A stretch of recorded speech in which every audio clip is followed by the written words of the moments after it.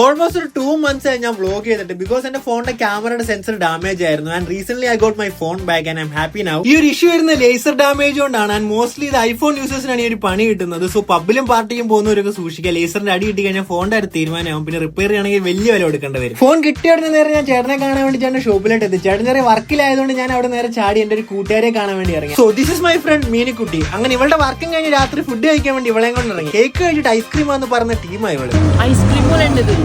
അതിനുള്ള ബുദ്ധി മാത്രമേ ദൈവമൊക്കെ കൊടുത്തിട്ടുള്ളൂ. പിന്നെ ഈ ഒരു സ്റ്റാളിൽ ഇപ്പൊ ട്രെൻഡിങ് ആയിക്കൊണ്ടിരിക്കുന്ന പല ഐറ്റംസ് ഇവിടെ ഉണ്ട്. അത് നിങ്ങൾക്ക് ഇവരുടെ മെനു കാണുമ്പോൾ തന്നെ മനസ്സിലാകും. അടുത്ത ഐറ്റം മെനു ട്രൈ ചെയ്യാൻ പോകുന്ന ഇവിടുത്തെ ചോക്ലേറ്റ് ബൺ മസ്കയാണ്.